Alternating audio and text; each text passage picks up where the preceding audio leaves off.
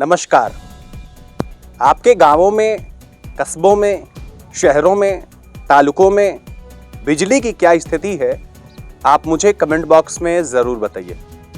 दोस्तों नमस्ते, मेरा नाम अर्जुन है और आप जुड़े हैं अपने चहेते स्वराज समाचार के साथ। आज इस खास वीडियो में हम बातचीत करेंगे बिजली कटौती की। आज इस खास वीडियो में हम बातचीत करेंगे पूरे डाटा के साथ उत्तर प्रदेश सरकार के ऊर्जा मंत्री ए के शर्मा के बयानों की। आज इस खास वीडियो में हम चर्चा करेंगे कि आखिर उत्तर प्रदेश सरकार जो बड़े वादे विद्युत व्यवस्था के निर्बाध रहने के लिए करती है, उसकी वास्तव में हकीकत क्या है। अब चलिए आइए मामले की शुरुआत करते हैं। मैं वास्तव में गौरा बादशाहपुर का मूल निवासी हूँ, लेकिन यहाँ विद्युत कटौती को लेकर के पिछले 1 महीने से बड़ी बुरी स्थिति है।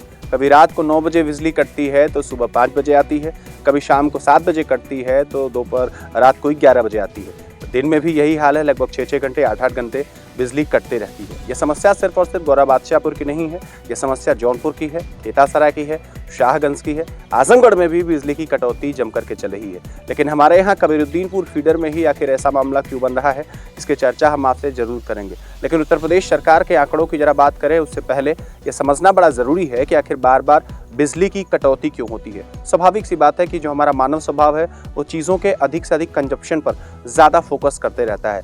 अधिक एसी का चलना, अधिक कूलर का चलना और न सिर्फ इतना बल्कि अधिक से अधिक फ्रिज का चलना भी बिजली के कंजप्शन को बढ़ाता है, डिमांड और सप्लाई की चेन को तोड़ता है, जिस वजह से जो सरप्लस प्रोडक्शन की बात होती है वो धराशायी हो जाती है और कहीं ना कहीं विद्युत उत्पादन अधिक होने के बावजूद भी ठीक प्रकार की डिस्ट्रीब्यूशन उसमें नहीं हो पाती। दूसरा सबसे बड़ा कारण ये है कि अचानक तेज हवाओं का चलना, पेड़ों का गिर जाना और तेज़ हीट होने के नाते तारों का जल जाना, यह भी बहुत बड़ा कारण है। लेकिन अगर डाटा की बात करें तो उत्तर प्रदेश सरकार के ऊर्जा मंत्री 2022-23 में एक आंकड़ा देते हुए कहते हैं कि यूपी में 1,63,447 मिलियन यूनिट बिजली उत्पादित होती है और कुल मिलाकर के इसकी जो क्षमता है पिछले 9 वर्षों में 8,760 मेगावाट की बढ़ोतरी हुई है। लेकिन ये बढ़ोतरी आखिर जमीन पर दिखती क्यों नहीं है।